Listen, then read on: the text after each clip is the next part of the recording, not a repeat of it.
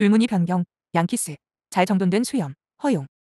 호르헤 카스티오 2025년 2월 21일 오전 9시 30분에 플로리다주 템파, 뉴욕 양키스의 수염 및 몸단장 정책은 약 50년간 시행된 악명 높은 규정이 금요일에 처음으로 공식적으로 개정되었습니다.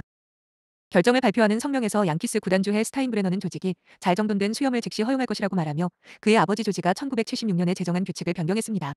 이 수정은 제복을 입은 사람이 옷깃 아래로 머리카락을 기르는 것을 허용하지 않는다는 조직의 머리 길이 정책을 다루지 않습니다.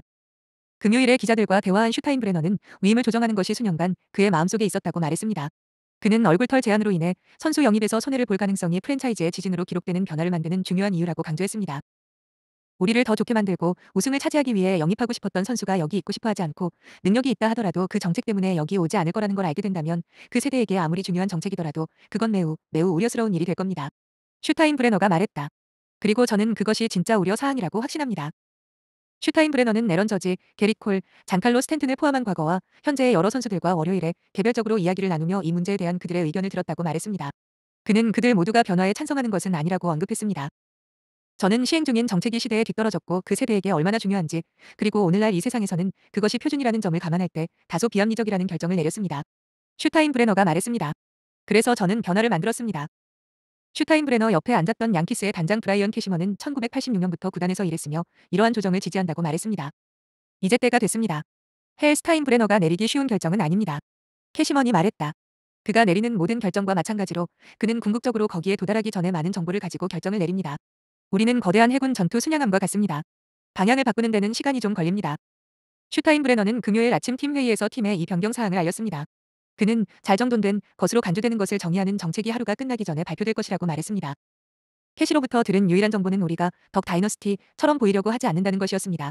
양키스와 계약하기 전에 피츠버그 파이리츠와 휴스턴 애스트로스에서 투수로 뛰면서 종종 수염을 기르던 콜의 말입니다. 덕 다이너스티에 대한 비난은 없습니다. 그들은 항상 숲에서 으깨고 있습니다. 다른 선택지는 없습니다. 하지만 지금까지 들은 유일한 설명은 그것뿐이었습니다. 공군 중위로 군 경력을 쌓은 조지 스타인브레너는 선수의 외모를 규제하면 규율이 생길 것이라고 생각했기 때문에 그루밍 정책을 시행했습니다. 규칙은 1976년 시즌 전에 성문화되어 선수들에게 깨끗이 면도하거나 코수염을 기르는 선택을 하게 했고 목덜미 아래까지 머리카락을 기르는 것을 허용하지 않았습니다. 헬 스타인브레너는 2008년 11월 프랜차이즈의 회장 겸 지배적 소유주가 된 후에도 그 규칙을 고수했습니다. 조지 스타인브레너는 3년도 채 지나지 않아 사망했습니다. 우승은 제 아버지에게 가장 중요한 일이었습니다. 헬 스타인브레너가 말했다. 우리가 오프시즌마다 하려는 일은 맞죠. 우리가 영입하려는 선수를 영입하기 위해 최상의 위치에 있는 것입니다. 그리고 이런 일이 그것을 떨어뜨리고 기회를 줄인다면 저는 그가 사람들이 생각하는 것보다 제가 한 변화를 할 가능성이 조금 더 높을 것이라고 생각합니다. 왜냐하면 그것은 승리에 관한 것이었기 때문입니다. 선수들, 심지어 이전에 수염을 기른 것으로 알려진 선수들조차도 봄 훈련부터 10월까지 50년 동안 그루밍 명령을 압도적으로 따랐고 종종 오프시즌 동안 스스로를 내버려 두기도 했습니다. 하지만 몇몇은 한계를 넘었고 다른 선수들은 시행 중인 정책 때문에 조직에 가입하는 것을 단호히 거부했습니다. 예를 들어 1990년대의 스타 일루수 돈 매팅글리는 멀릿을 다듬기를 거부한 혐의로 스텀프 메릴 감독에게 벌금을 받고 벤치에 앉았습니다. 4년 후 매팅글리는 1995년 마지막 시즌의 일부 기간 동안 염소 수염을 기르고 있었습니다. 2013년 아메리칸 리그 사이 영상을 수상한 데이비드 프라이스는 당시 템파베이 레이스 소속이었는데 칙령이 유지되는 한 자유계약 선수가 되었을 때 양키스와 계약하는 것을 고려하지 않겠다고 선언했습니다. 그해 말 당시 자유계약 선수 시장에서 최고의 구원 투수였던 올스타 클로저 브라이언 윌슨은 자신의 트레이드마크인 제트 블랙 수염을 깎고 싶지 않았기 때문에 양키스와의 협상에 참여하기를 거부했습니다. 금요일에 캐스맨은 올해 명예의 전당에 헌액된 CC 서베시아가 2009년 시즌 전에 양키스에 합류하는 것을 망설였다는 것을 기억했습니다.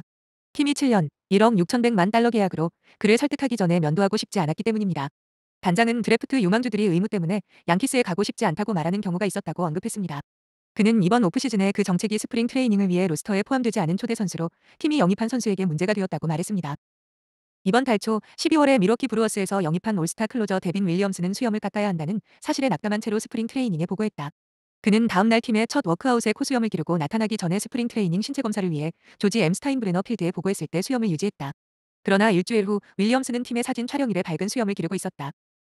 스펙트럼의 반대편에서 전 양키스 글레이버 토레스와 클레이 홈즈는 이번 봄에 새 팀에서 풀수염을 기르며 캠핑을 하러 왔다고 보고했다. 그들의 옛 팀 동료들은 이제 핀스트라이프를 기를 수 있는 옵션이 생겼다. 적절하다고 생각해요. 콜이 말했다. 말이 되죠. 여전히 우리의 모습과 깔끔함을 구현하면서도 개인의 자유를 허용하고 면도 자국을 덜 남기죠.